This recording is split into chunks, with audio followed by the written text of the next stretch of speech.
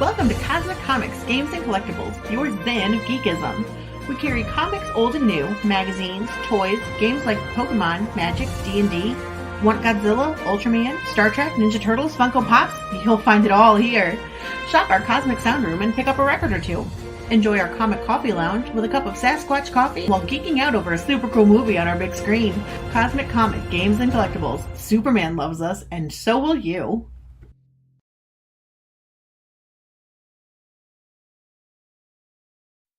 Hi everyone, Daphne Lage here. Join Nita Lanning and me on the Ragin' to the Vlogs show, where we talk about everything, nothing, and all the bits in between. Looking for hour-long conversations about indie comics, social media marketing, and crowdfunding, with the occasional rant and story time? Head on over to the Ragin' 2 channel on YouTube, Mondays through Fridays at 11 a.m. Eastern to join in the chat. Hit the button.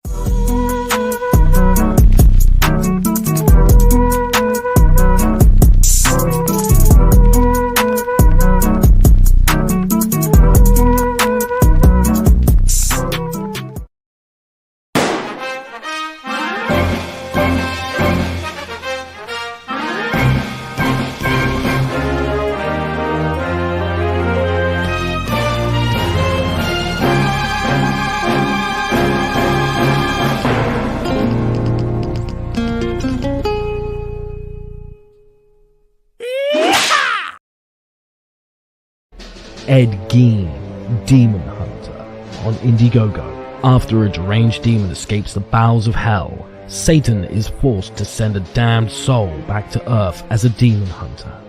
Armed with a sacrificial dagger, Ed returns to his old stomping ground to capture the demon before the universe is destroyed. Ed Gein, Demon Hunter. Issues 1 and 2 available now on Indiegogo. Prepare for the ultimate face-off.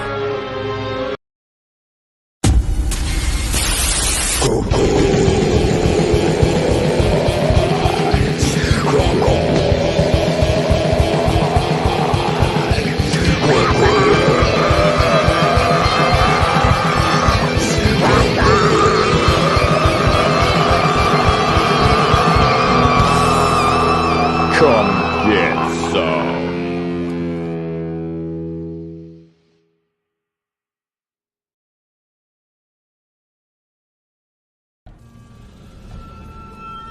We've crossed paths more than once.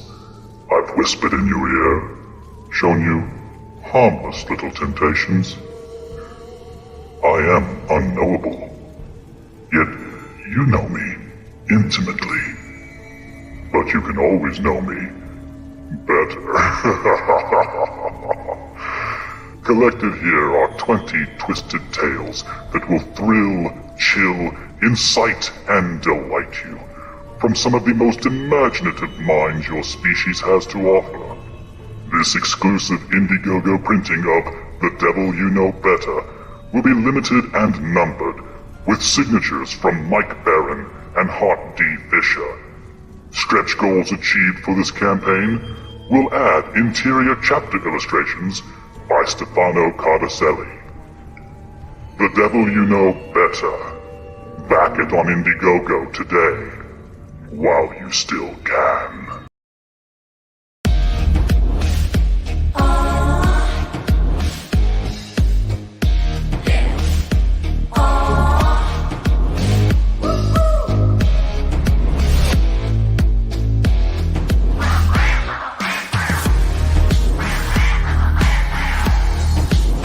Your favorite podcast is Critical Blast.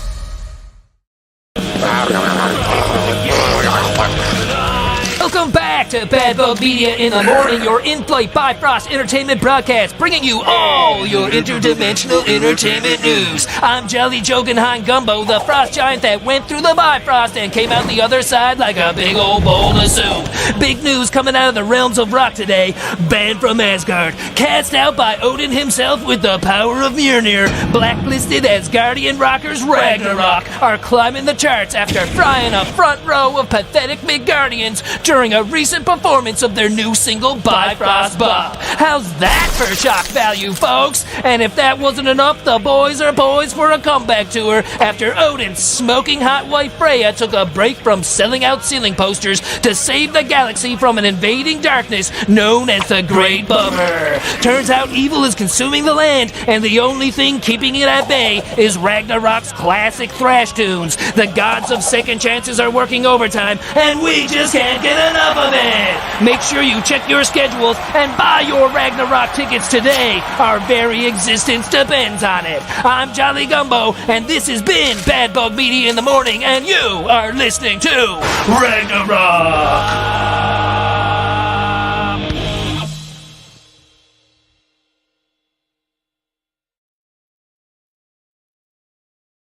And good evening, everybody. I am RJ Carter, Senior Managing Editor here for CriticalBlast.com, Chief Envelope Licker for Critical Blast Logistics, Myopic Proofreader for Critical Blast Publishing, and I do answer the phones for Critical Blast Consulting. Wow, it is a night for rock and roll. And this Ragnarok project here is interesting. This has got my attention. I half expected somebody to jump in at the end of that video and go, "We are wild stallions!" But maybe that's just the feel of the book. We'll find out because we have got the co-creators here, Mike Tiener and Dave. Dave, you need to put your last name on there so people can remember how to say it. I don't think it's that important. It's you could suss it out. It's pretty basic. There's like a million of us. Everybody knows who he is anyway. He works on everybody's books. Yeah. Letterers are like that. You get a lot of work. Can I edit? Look. Oh, here we go. Look, just to appease RJ.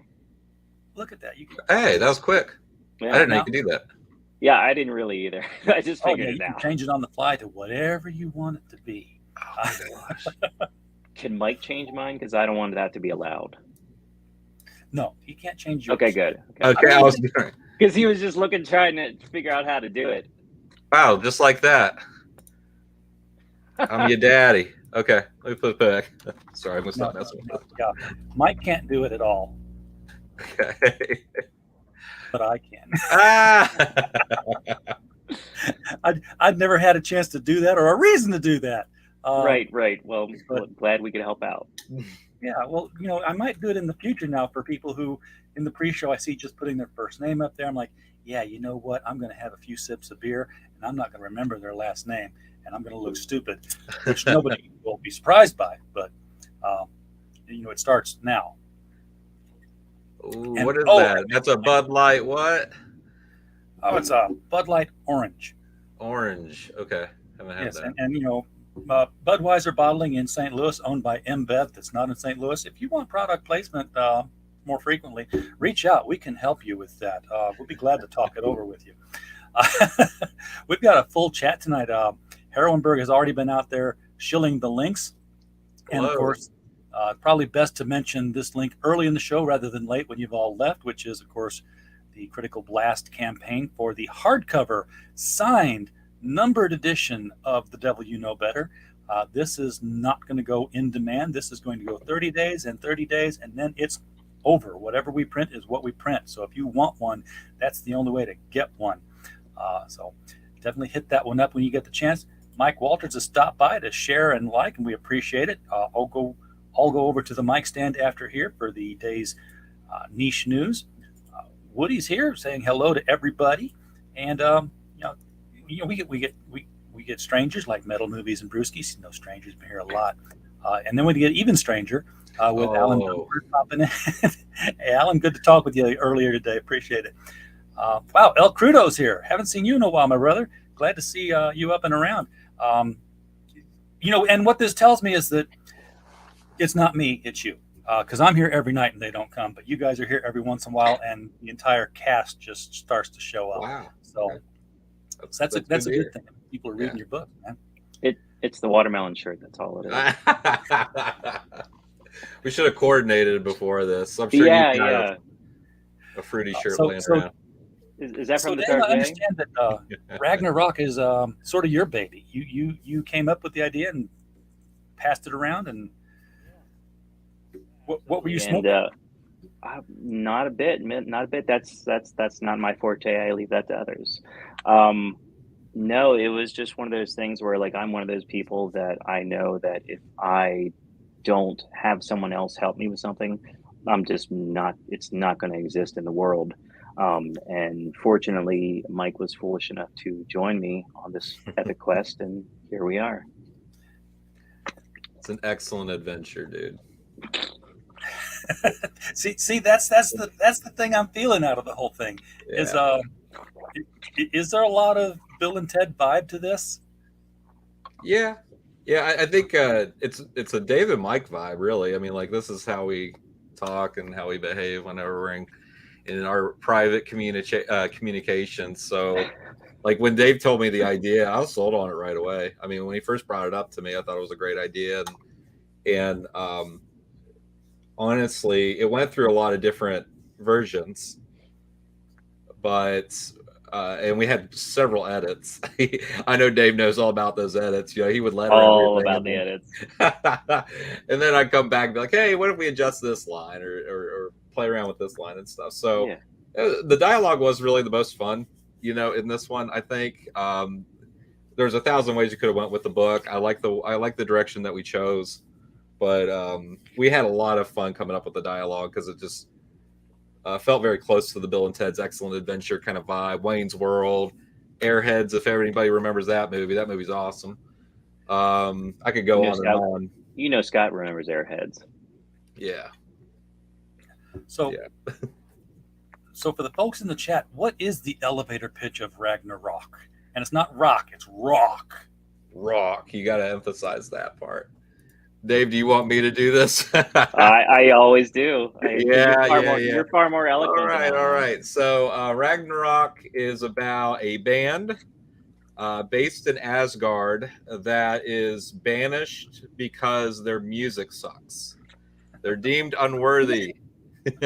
They're deemed unworthy by Odin, and so they are banished to the one realm that would be foolish enough and I guess worthy of their presence at least, and so they got banished to Midgard, which is Earth. Right. And obviously, you know, there's a lot of different ways you can go with this, but they were banished to Earth, and they were trying to prove their worth to Odin to regain favor. But as time goes on, they become really popular on Earth. And they're one of the most successful bands of all time. And Odin sends his wife to warn them of a coming plague that's wiping out all the realms throughout the cosmos. And they noticed that Ragnarok's music restored the vitality of Earth. And so they're asking Ragnarok to go on a tour of the 9 realms to restore life throughout the cosmos with their music. I love it.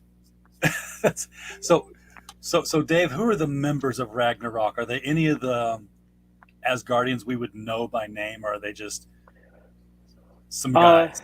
Not like any of like the main ones. We tried to get some of the more slightly obscure ones, just so we're not stepping on any toes. Not that you can really, you know, trademark these people per se. Yeah, exactly.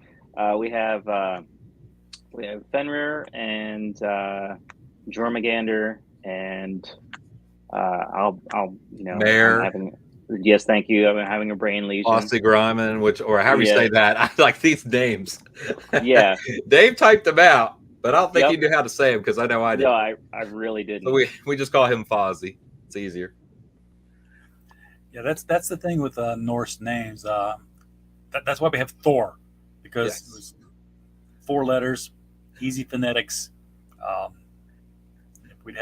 If Stan Lee had said, "Let's make a book about Fafnir," we wouldn't have any Asgard in the Marvel universe. So we've got the campaign up here. You guys have first of all, you made goal, which is half the battle. But yes, let's be honest. That's not enough to make a comic book. No, it's not. Honestly, we launched this in the summertime when we had originally planned to launch it in the spring, but we kept pushing back a couple of our campaigns because we had some other things to fulfill, and we really hyped this early on in the year. We really hyped it up a lot, and a lot of other campaigns launched in between the time we first announced it and shared the art. And we ran, I think, 4 other campaigns in between then, and then we finally released this. So it's off to a slow start because I think it's the summertime, and it just got buried under some of our other campaigns that we've launched. And what's funny about it is I feel like this is one of our best books, like for sure. Working on this with Dave, it's one of the things that I absolutely put the stamp of approval on, and I'm really, really proud of it. The art on it is fantastic. Jock's an amazing artist, but we had a blast coming up with this, and everybody that's read, because we have the PDF already, and we've been sending it to friends and everything. We've gotten really great feedback from everyone on this one, much more positive than what we're used to with a lot of our other books. So really pleased with the reaction. The Kickstarter itself's doing well, but we're pretty sure that number 2 is going to blow the socks off everyone when we launch the second issue. Pretty sure everyone that reads this is going to enjoy it. Saying this is one of your best books is bordering on hyperbole, because I've not read a bad bug book yet that lives up to the bad name on the nomenclature here. They've all been, really good books, and I'm expecting you guys to really break out into the retail scene any day now, when people start to recognize it outside of crowdfunding. Right, and that's the goal. You could have said bad bug book, and I wouldn't have judged you. He wanted to. I really did, but I wouldn't. I mean, we think we're doing great here in this crowdfunding community because we see people hitting, like, oh, look, 5 figures. Oh, look, 6 figures. But in the grand scheme of things, if you go to your average comic shop and say, hey, have you seen this? They're like, where is that on the shelf? I'll pick a copy up. Most people are not hitting the crowdfunding scene. I have a question here because I've seen a lot of books that do this, not this specifically, but books about music bands. And there's a couple of crowdfunding right now as well. We've had the Archies, obviously. We had every once in a while there was DC would do the Maniacs, just little comic books about bands, and they'd travel around, they'd do this and that, and then they'd get up on stage and you'd see lyrics hanging over there. But, you really couldn't tell what the song was because you can't hear it. How do you guys make people feel the music of this band when it's a comic book? Wow, that's a great question. I would say Jock's art sells the experience because he does a great job of illustrating intensity, moments of intensity. There's this one page, I think it's Dave's favorite page too, and we actually show it on the campaign. It's a full page where the bands just ripped into one of their songs. They're playing in front of a crowd, and it's just you're getting to it. If you scroll down a little bit more, you'll come up to it here in a moment. But it just looked so ferociousness, or so fierce. It had such a ferocity to it. That's what I was trying to say. And it got through in that page very, very clearly. And I think Jock's done a good job of that throughout the book, just heightening and accentuating all the intense moments. This is it right here. So when you see that image, that's loud as hell. Yeah. Oh yeah, and the crowd here, the Earth crowd, is loving it. Yes, they are. And I think from Asgard. For me, and I love the lyrics. We just kind of threw that stuff in there. And I'm sure we'll talk about how we actually integrated music into the project as well. I don't know if we're going to discuss that when we go through the rewards, but we did a lot around it to make it feel like a musical experience beyond just the book. And I think that helps sell the total package of this. We had a lot of comic creators that are in bands get involved with this project and contribute music to an audio cassette that we're giving away as a reward to people. And I think there's a lot of things that personally we've been really grateful for because of so many different artistic contributions to this project beyond the core team. So you said music cassette. Yes. You heard that right. Aren't those worth money now? I mean, antiques go for a good price. No, but I'm keeping one for me. Yeah, why cassettes when MP3s can be emailed? Well, it's about the memory of what that felt like when we were growing up. I mean, Dave and I are in a similar age bracket, and we grew up with audio cassettes, right, Dave? Yeah, well, yes, I certainly did. Yes. Well, you don't think I'm in the same age bracket as you? Not quite. Not I quite. think so. Well, I grew up with audio cassettes, and I remember my brother-in-law loved metal. He was my introduction to metal. And I remember grabbing all of his Iron Maiden cassettes, Metallica cassettes. He really liked Celtic Frost, so I'd listen to that too. And it just list goes on and on and on. But everything kind of went back to just that feeling of just having like an audio cassette that was beat up, that had that awesome music on it. It brings me back to that feeling.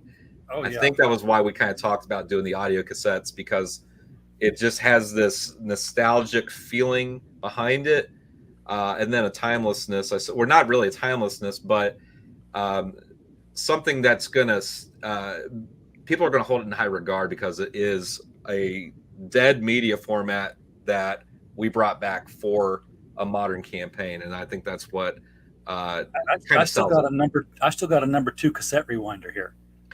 Wow, those are rare. Yeah. You can't find those anymore. That's awesome. No, we should probably package the pencil with that. I didn't think about that. Yeah, sharpen it up like a drumstick. Hey. Absolutely. We had a question here, and I think it's already kind of been addressed because with the discussion of the tapes. If you guys created tracks for the books, you can put QR codes in it for the Midgardians to download. That's what our friend Mauricia does with Music Maker. That's cool. One of the Heroinberg titles. We've had people ask us to maybe provide the music as a digital download and all these different things, and I don't know. Dave and I have kind of talked about it a little bit, but I don't know if we've really decided if we're going to do that or not. There's a feeling of intangibility that I think makes that even more special. So that's kind of where we're sitting with it. And we really want you to have to work to be able to listen to the music or fast forward through a song that you don't like. That's it. Just like we had to. Yes. You all have gone out and cornered the market on all the Panasonic players on eBay, didn't you? We sure did. That's where the money's at. We're going to sell cassette players, Walkmans. This is also kind of in line with a lot of other titles that we're producing, is that we're looking for unique media formats to give people something that's unique and reminiscent of a time where the concept of the book would also be in sync with. So like for this, this kind of brings back the feeling of 80s metal, because that was just like the golden era of metal. And, we did it with Midnight Highway with a VHS when we ran the Midnight Highway campaign. So the decision to do an audio cassette was something that we wanted to do. And then when we came up with this, it just seemed like a perfect pairing. The music that we have on it's great. I mean, like, it's a friend of ours, Martin Dunn, who has made several comics, is in a band, and they made 3 songs based off of the book. and that's the only way you'll hear those songs is on that audio cassette. We haven't released them digitally. No one's had heard these full songs yet, and so that's just one side of the tape, and then on the other side is like 5 other tracks from other bands that there's comic creators in those bands, and that's how we got that music. It's kind of neat to listen to it all, especially when somebody like read the book, got to know the characters, and then wrote 3 songs based off that. It's kind of neat to see how someone else's perspective on the music would translate. So those songs are kind of more punk, and then Dave and I are just in the back of our heads, we're thinking, yeah, Ragnarok's a metal band, but this guy in a punk band just was able to extract so much great ideas from the book and inject that into these songs. It was amazing to see that. Yeah, well, it's sort of like, as comic creators, it'd be like describing your character to Bill Sienkiewicz, and then suddenly he draws, it's a Bill Sienkiewicz picture, but it's still your character. You get to see how artists interpret your thoughts in the paper. Here you got to see how artists interpreted your thoughts into music, and everybody gets something a little bit different out of it. Right.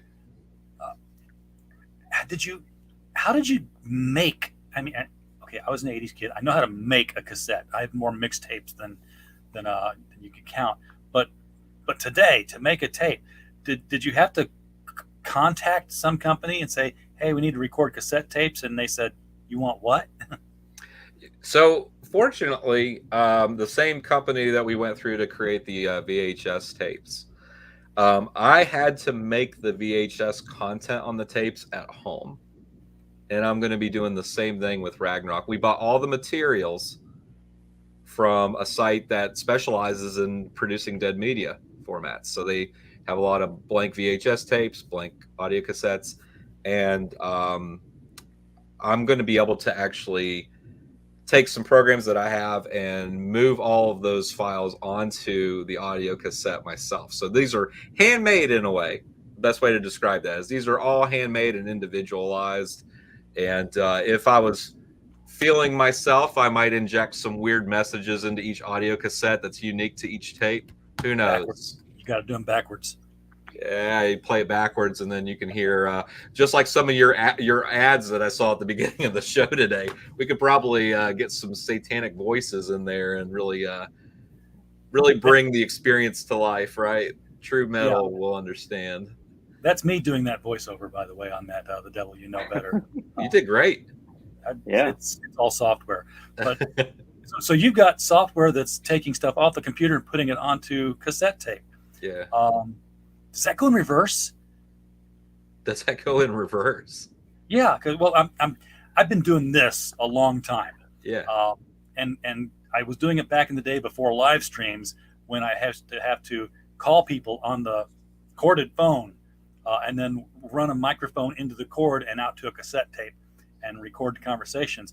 So I've got cassette tapes with my interviews with Stan Lee and and one in particular, Dan DiCarlo, but one in particular, I've got Thurl Ravenscroft on an interview, and I would love to get that digitized because Thurl Ravenscroft is, of course, the voice of Tony the Tiger, and and it's just, it translates so much better hearing it than it did my transcribing it into type and people reading it. Right. So it's a buddy's program and hardware that we're using. So I'm going to get myself familiar with it. Haven't started yet, but I'll be happy to help you out with that. I can get all your stuff onto audio cassettes, or do it in reverse, pull it off of the audio cassettes, and make digital files of it. Apparently, it's not that difficult. So, I'll have to find it. They're somewhere in packed away. Sure. So, talking about the comic book, we've been talking about the music you guys have made for it, spending more time on the accoutrement. RJ really wants a cassette. We're going to hook you up, man. There's only 25 of them, so... I'm going to have to buy a cassette player. You realize that? It's worth it. It's worth it. And if not, you just have a nice, neat little collectible. So 1987. I have a 77 Chevy Nova. I'm in college. And it's the era of the cassette tape we're coming out of the 8 tracks. We're starting to get into the CDs, okay? So you kind of know where we're at. Yeah. The Nova had an 8-track player. I had a cassette adapter. Okay, so you plug it into the 8-track and you put your cassette in and it plays. So I could play cassettes. The CDs came out, and the CDs knew that there weren't CD players in cars yet, but they had cassette adapters that you could put into the cassette deck, which I didn't have. I had an 8-track deck. So yes, I would drive from Chicago to St. Louis with an 8-track adapter to a cassette adapter to the CD adapter, playing CDs on the lap next to me. That's amazing. Well done. That takes me back. It worked. And there's something special about that, I think, as time goes on, and we're we're in an age of luxury, I feel, because all music we want to listen to is at our fingertips. All we need is a Spotify account, really, or for Dave, it's Apple Music. He always sends me links to Apple Music, and then I'm like, I don't have an Apple Music account. Dave, stop doing this. So, but anyway, the immediacy of it, the instant gratification. Back then, you really had to take risks when you bought things, and then you had to buy all this stuff just to make music work in the capacity that you needed it to, right? Yeah. So it's awesome to hear stuff like that, because it made it feel like a journey or a quest to listen to music, right? You had to go to the shop, you had to go to a record store, and if you were just browsing, you didn't have a way to sample that music. You just had to look at that art and say, hey, I think this seems like something I'd like, and you took a risk with it, right? That's how I bought every single Samantha Fox album I ever owned. Oh wow, there we go. But yeah, and I haven't thrown away any of those adapters, because you never know. In fact, because of that, my son has an Atari 2600 that is hooked up to the HDMI inputs of the big screen TV through Atari to twin lead to coax to HDMI. Still works. We just make a bunch of hops on that train. That's amazing. Comic books. So yes, I've already heard you say that number 2 is going to be even better than number 1. Don't let that stop you, folks. Don't wait for 2. Get 1, and then you'll be hyped up for 2. But how big of a series is this? Is this? We know that they're trying to prevent a catastrophe. We know there's 9 realms to tour, so I'm thinking 9 books. We're still mapping out all of that right now. We have a good idea of what we're going to do in the next one, but even then, we're still discussing, if it's necessary to go to all the realms at once in one setting. Is this a couple story arcs? The response that we're getting from people that are reading, I feel like it could be ongoing, but the story of touring the 9 realms, I think we settled on 4 to 6 issues in that range. But it's funny because we've been very loose with the approach to this book, where we've just kind of let it guide us. We haven't really sat down and said, all right, here's the structure, here's what we're going to do. We really kind of sat and let things marinate and then think about, hey, what would be the coolest thing to see next? So we're not looking 3 or 4 issues ahead. We're really just thinking about, as a reader, out of curiosity, what would be the things we want to next see the most, and then focus on that. So the next issue really does deliver on some of those elements. But based off the reactions we're getting, there's room to explore a lot of different things with this band. All right, Dave. The premise is, of course, that the music of Ragnarok is staving off whatever plague is hitting all the other realms, keeping it from Earth. So the idea of music as a barrier against evil is cool. Where I'm going with this is, I know that these things take a long time to produce. Did you watch Stranger Things this season? I am like 3.5 episodes in, something like that. Okay, never mind. I will hear you scream in about 2 weeks. So all right. Sounds good. That's probably about how long it'll take me to finish up. Yeah. I don't want to spoil anything for you then. Yeah. Which I'm afraid I already have now. No, not yet, not yet. So you got a lot of merch, which is not uncommon with crowd funds. What did you guys think was in addition to the cassette tape? Because we've already talked in excess about that. What kinds of things did you put in here? Because I knew there had to be a concert T-shirt. It had to be a concert T-shirt. Yeah, we did show flyers. You can get a pack of those. They're 7x10s. They're $10 for a 2-pack. We did 3 different T-shirt designs that were meant to reflect 3 different albums that Ragnarok already has. So we have one called Babes in Wasteland. We have one that's called Louder Than a Mountain, and then we have one called the 9 Realm Tour. And does it have the 9 realms on the back?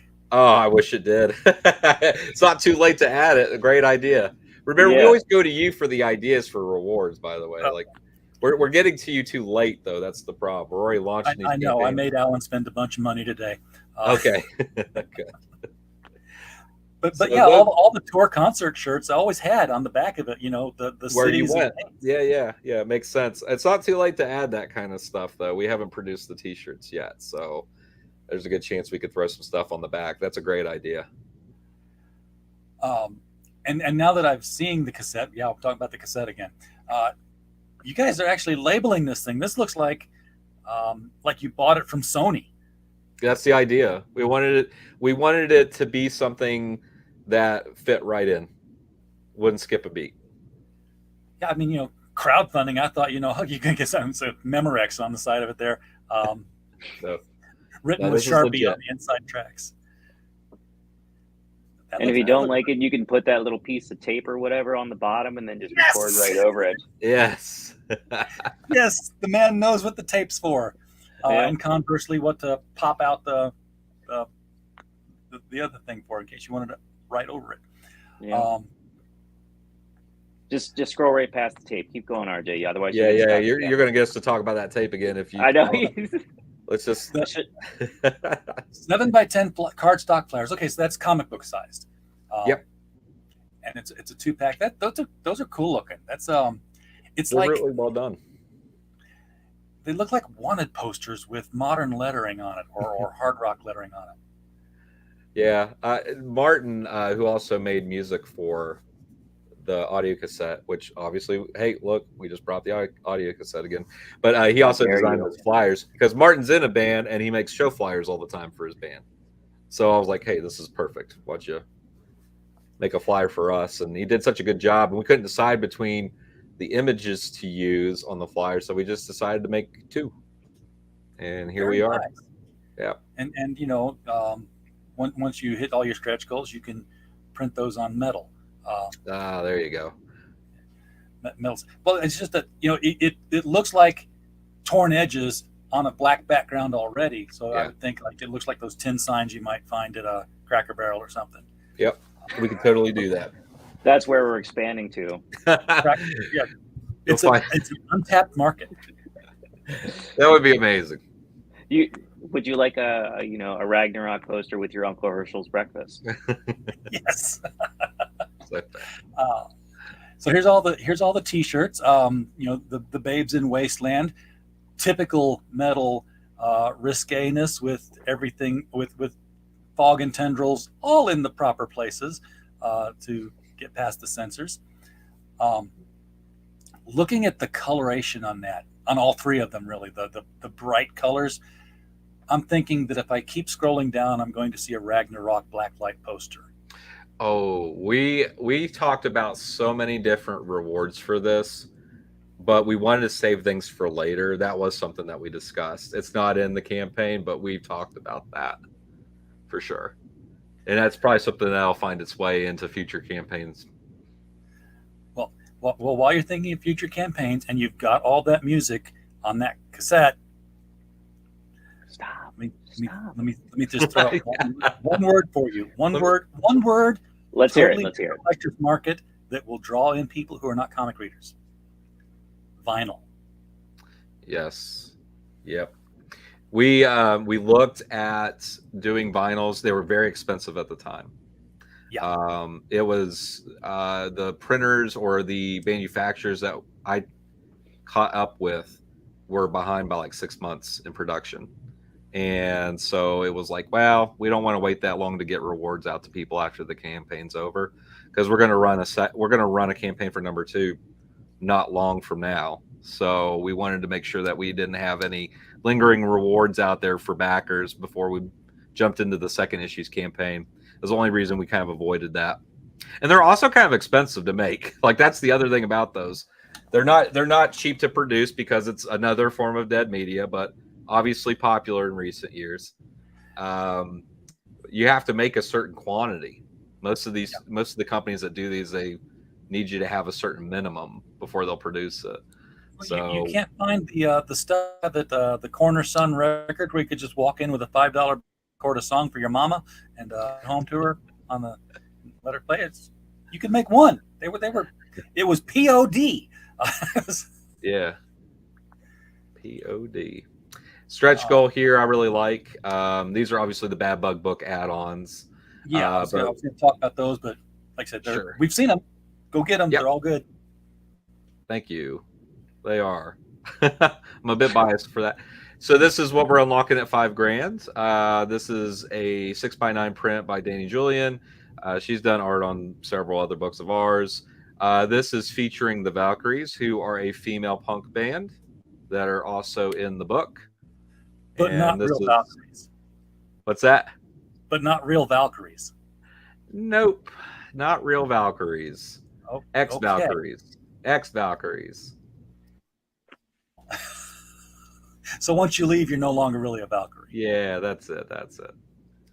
And they like to party, obviously. So they're obviously they get introduced in issue 1, just barely, but we're going to explore those characters as well because they're a lot of fun. Okay. All the characters are very dynamic and unique, but the Valkyries are going to be a whole other level from what we've seen in the first issue. So I like to kind of tease them and just kind of show them off just a little bit, just to let people know they're there. But we haven't seen the full force of them yet in issue 1. So now I've got another question, because if the Valkyries have a rock band and Ragnarok has a rock band, obviously the Valkyries are probably doing this because, hey, look, Ragnarok's doing really well. Let's do our thing. But now I'm thinking Ragnarok maybe wasn't the first. No. And I've got to know, how many rock bands are there out there who are rock gods, because they're literally gods who rock. The potential's limitless, really. That's what I liked about Dave's idea. Like when he brought it up, you know, we're featuring characters that are in, Nordic lore, and I mean, we didn't pick obvious characters for this. Like he just kind of brought. I had to look up some of the characters that we ended up using because I wasn't familiar with them, and I had to get to know them a little bit better and everything. And then we talked about it, like, hey, some of the more familiar names in Nordic mythology are going to probably find their way into the story, but they're going to be pretty interesting departures from what we're familiar with. So we're not trying to give away all that right now, but in terms of bands, yes, there's going to be a lot of bands, but we're going to be seeing them from different realms. So one of the things, this disease that's spreading over the 9 realms, we call it the Great Bummer. That's what it's called. And so everybody just gets super depressed, and everyone listens to indie folk music now. And that's like, depression is indie folk music, and it's personified that way. So you're going to get to see a lot of different types of bands on different realms, and see the way that the Great Bummers affected them. You're going to see other Asgardian rock bands, of course. You're going to see bands that Ragnarok idolized. There's going to be a lot of we're approaching this from a very musically minded perspective, since we both were in music. I mean, Dave and I were both in bands, played music for years. There's so many in jokes from being in a band to explore. We're going to approach it from that angle always. So this book, in a lot of ways, is for dudes that were in bands, or guys and girls that were in bands. That's definitely kind of where that's our mindset when we've been writing this. I'm just thinking this is the where you got a J-pop band that's made up of 4 Japanese goddesses, yeah, and possibly even throwing out hints that like, oh yeah, Jim Morrison, you liked his stuff? Yeah, he had to go. He got called back. Excellent. We actually know in the real world who were rock gods might have been gods, mythical gods to them, right? Gods came down to rock. Yeah, I just wrote all that down. I know. I was just going to say, hey, RJ, if you have time, we would love to. You know that's what I do, Mike. Every time you come on here, you're just like, "Here's our world." I'm like, "Here's what I do with." Yeah, that's immediately like I have a right. Why haven't I hired RJ to write scripts for us yet? Like that's what I keep asking myself. Oh, because if it was a job, it'd be okay. Here's how it works, Mike. You come on the show, you talk about your comic. I'm like, yeah, do this, yeah, do that. You give me a check and say, give me a script. It won't happen. But I'll get a lot of Twittering done. I'll be staring at that screen like, wonder what's going on YouTube today. That we're guilty of that too. It took us a while to get the script together when we were first. I think it's because it meant so much to us, and I know it meant a lot to Dave, right? Because this was his baby. So when we were trying to get it right, I mean, there were so many. When you see the finished product, you think of it as so simple, right? But it wasn't. Like there was so many steps along the way and decisions that had to be made. And I mean, God, if you could have just been there for the brainstorming sessions, there were so many different paths to go down, and for us to settle on one and be pleased with the outcome of it. I mean, Dave, I know I'm doing all the talking, but Oh yeah, for sure. Like at one point, like one of them was a music teacher, and that's how they ended up getting their instruments, because they stole them from like the music class or something like that. Right. They stole from they didn't have instruments when they were banished to Earth, so they had to go steal them from a music classroom at a high school. So, but we didn't do that. Obviously, there were just so many things that we added and then took away, and what we ended up with, we felt was the best version. But that took time. It took time. A lot of editing. Yeah. Is there anybody from Midgard who knows who they are, or do you even have time to even worry about getting into something like that? That's how we treated it. We don't even have time to worry about that. It's just they're there. They're famous, and it will be addressed in issue 2 in a pretty comical way, because we don't answer that question right away. Do people from planet Earth know that Ragnarok is from Asgard? Are they aware of Asgard? All of that. So the purpose of the first issue was to not address that, though. It'd be, I go again, because it'd be like funny if like the roadies were always picking up the stuff and putting it in the van to take them to the next tour, except for the one guy's guitar, because it's always like not worthy. It's not worthy to pick up the guitar. And only the musician can carry the guitar and put it in the van. See, think about this, right? So we talk about things like that all the time with this, because it's like I said, there's just limitless potential, and settling on one idea is so difficult because of this. And I think some of the best decisions that we made was, one, making sure that Jormungandr was part of the band, and he was a bass player, and he's a snake that has no arms. So how's he playing the bass? That's one of our favorite things. Yeah. Like, it shows him he's got the bass on him, but there's nothing touching the fretboard or the strings. How's he playing bass? And exactly, we don't know, but he's doing it. And everyone from Asgard talks like Bill and Ted.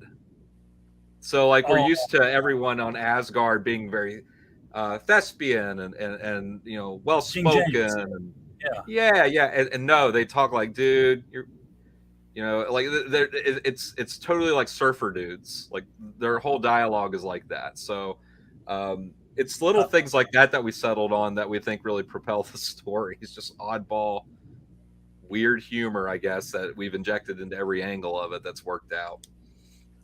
And this is set to deliver in July of 2022, which you realize is in 2 weeks. Yeah, but July's a full month, so it buys us some time. I already ordered the books. So they're on their way. So we treated this campaign like, hey, whether anybody backs it or not, we're making the book. We're putting it out there. It's part of our library, and we're going to make more. But if you guys want to pre-order it and get the book and be one of the first to have it, great. You'll get part of the first print run. And that was obviously our kind of mindset going into this when we ran the campaign. Yeah, because you do keep it back all your titles, which works out to your advantage because you have them available on your next campaigns.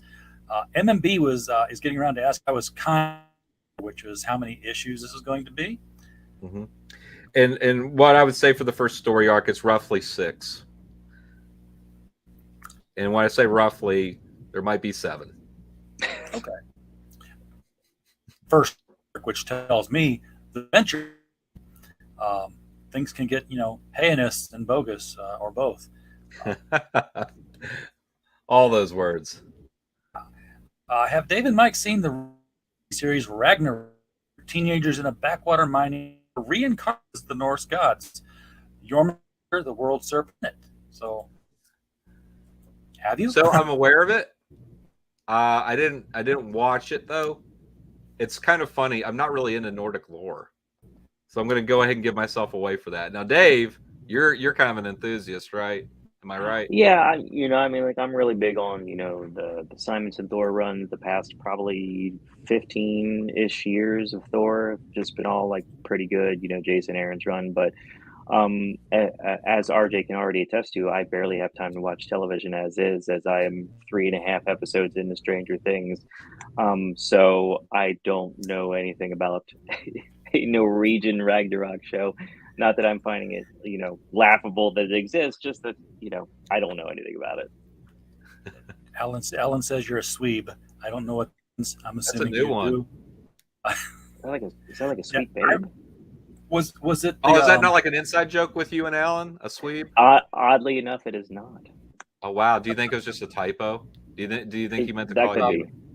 Is that like a Swedish weeb or a? Oh, I bet it is. It's a Swedish weeb.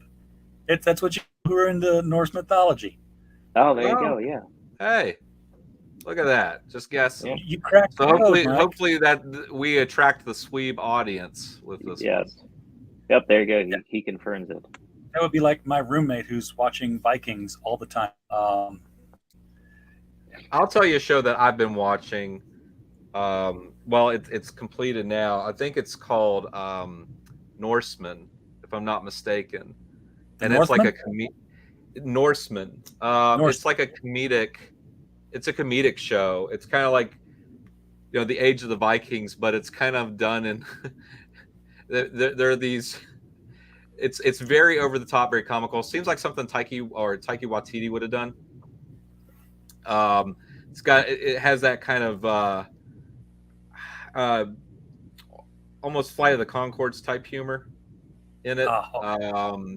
Kind of dry, kind of funny, self-deprecating, ironic, but it's really, really good. But it's making fun of the lifestyle of the Vikings, and yeah, there we go. Yeah, Norseman's. You're right. It's hilarious. It's so good. So that's probably when it comes to anything Nordic for me. That's probably the only familiarity I've got with that culture is that show, and it obviously is not approaching it with any kind of accuracy whatsoever. Yeah, the only I guess Nordic thing I used to be a fan of would be late 80s any movie that featured the Swedish bikini team. Just like, yeah, I'm there. The Swedish bikini bus broke down. You got to give them a ride. Yeah, I'm with you. I'm looking at all the tiers, and from this point on, they're all pretty much it's the book and more stuff, more books and more stuff. Yeah, we kept it simple this campaign. We wanted to leave room to grow and there's so much, rock merchandise and musically minded merchandise that we're going to dive into as we progress forward with the series. But ultimately, our goal was to not create too much complexity and just get this book out to people. That was the real goal. We really very confident that if you read this, you're going to like it. It's I know it's biased to, obviously we enjoy our own work, but Dave is hilarious, and the way that there's so much of Dave injected into this book, it's awesome. The things that the ideas that we bounced off each other. I mean, it's there are so many different things, so many humorous things to pull from the book, and it's 22 pages. That's the other thing about it. 22 pages. I think we that's kind of pulled make it off a so lot. hard because it's infinite choices, 22 pages. Very hard to do. Robin Williams said, "Infinite cosmic power, itty bitty living space." You got to squeeze it all in there. Yeah. I don't envy you. But it's been so much fun talking about it all. I know Dave's had a blast too. I mean, we've cracked up over a lot of different things we've come up with. Oh yeah, absolutely. And one of the best parts about writing this with Mike is that Mike is unabashedly funny, and he's never written anything funny outside of this, which I thought was ridiculous. Yeah. It's ridiculous for both of us, man. I mean, it took us so long to do this, and it like finally just like sit down and be like, all right, here's the script, here's the ideas we're going to go with and push forward. But there's so many funny things that we came up with that ended up on the cutting room floor. But it also gave us a sense of direction finally to narrow down something in the beginning like this, and it's given us a pathway just because of the tour that really helped us kind of keep. There is a path in the story, and it gave us some sense of direction. But even now, I mean, there's just wild things that pop up in conversation that we could inject into the script for issue 2, no problem. And that's what's made it so much fun. And like I said, I think when people read this, they'll really get a true sense of what we're going for. And like I said, I have not had a person that's read the preview yet that has not been chomping on the bit or chomping at the bit to find out what we do next, because it leaves it so wide open for what's going to transpire next. And I think a lot of people will be very curious about this after reading issue 1. That sounds like a bad bug book to me. So Yay. I almost said a typical bad bug book, but there's really no such thing. We treat issue 1s like the pilot episode, and if you don't get hooked after issue 1, then we've lost you, obviously, so we needed to hit hard, and we needed to get a lot across. And in 22 pages, I think we did a good job, I think, of really introducing a lot of elements, but not overcrowding the script or overcrowding the book. I think it was done in such a really good, organic way. Not trying to pat myself on the back or pat Dave on the back too much. I hate patting Dave on the back. His ego. You actually you love it. You love it. But yeah, again, it's an exciting read, and I think that it's been so much fun finding so many humorous approaches to the story and elements that we can contort from Nordic lore to work in our favor. And I don't want to say too much because I don't want to give those things away because they're part of the gag. But there's going to be. Although I'm not necessarily a Nordic lore enthusiast, we've been enjoying researching a lot of things and manipulating and twisting things to work in our favor for this story. And we've even injected Nordic swear words into the script. We've forced people to look up terms that were used. I mean, it's pretty much we didn't do this without putting a lot of heart behind it and a lot of research behind it. I want to make sure people understand that about this too. We didn't just graze this. We really did dig in and try to include as many elements as we could and make it feel fresh and unique in the way we did it. Well, it sounds like it's a ton of fun, and I think Alan's got the final word on it here. Back it. Everyone will love this. And, again, that describes pretty much any bad bug book that you're going to come across, guys. So the Kickstarter link in case you hadn't scrolled past the video when you came on here, it's been right at the very bottom of this video window the entire time. You can click on it anytime you want. We'll take you straight to the campaign. You could have thrown money at it and still listen to us. It's also been pinned to the top of the chat this entire time too. So nothing has been stopping you from what are we asking here for? Well, not $175. That's the big tier. You really want stuff. We keep it simple. 5 for the digital, 10 for the physical. Yeah, $10 for either cover. $20 you get both. What are you looking at? 22-page floppies? Yeah, 22-page floppy. Yep. And then obviously I'm a big fan of anything that's holochrome or hollow foil, and we obviously have a cover for that. Every Bad Bug campaign will have an exclusive hollow foil cover, and this is the first one where we kick that off. And so that's obviously a pretty unique grab from the campaign. So I definitely encourage people to grab those. I've got an app taking up space on my phone that I downloaded because of a Bad Bug book. Oh, Artivive? Yes. That cover right there that's on your screen right now is an animated cover. And when you download the Artivive app, that cover comes to life. You just look through the viewfinder on your phone, and you will watch that cover fully animate. Like, I'll do it right now for me. And RJ, you could probably do the same. It right now for me. I was like, there was that. Oh, you know what? I didn't upload it yet, so you're good. You can't do it just yet. Got to upload the file. I haven't done that yet. Oh, okay. So yeah, I'll send you the video file though, RJ. I'll get you a sneak peek on the animation. It wasn't doing anything there. Okay, but yeah, but you know what? I don't remember anything on the physical cover telling me, "Hey, do this thing." Yeah, it's another thing that we do. That's just if you know, you know. If you don't, doesn't do anything to you. It's hidden. It's hidden. So it's like I want to say an Easter egg, but okay. It kind of is. That's the idea. It's supposed to be like when we've done cons. Like this is our first year doing cons. I've just done a few. I show everyone the Midnight Highway covers that animate like that, and it's so funny seeing the reactions that we've gotten from something so simple like that. The reaction is just like, "Wow, I've never seen that before. That's so cool." And then when they see it on other covers as well, it just starts to blow their mind that that's something that we're doing on all of our main covers for all our books. Yeah, and especially when you discover something like that without knowing that it was there and not being told it was there. The feeling it gives me is like when I read Scott Westerfeld? No. The guy who wrote Fablehaven. Big, thick, fat series of books. The kids had to drink the milk to be able to see the fairies that were living on the farm that their grandfather was taking care of. Big, long series of books full of adventure. But the first book, it was like, it ended with like 4 blank pages. I'm like, that's kind of weird. And I turned, and something caught my eye. It's like in the spine of the book, just as in the book when they found the diary, in the spine of the book was written in small letters, "Drink the milk." So I was like, I found the hidden Easter egg in the novel. It was, that's awesome. I was much younger then, but wasn't that much younger though. Finding that kind of stuff is cool. So guys, you don't know which one's going to be, just get all the covers and then download that app and check them all out. In fact, you should probably just buy all the Bad Bug books just to scan the covers and see which ones are animated, just so you know. That's a good reason as any. Yep. Guys, it's been fun.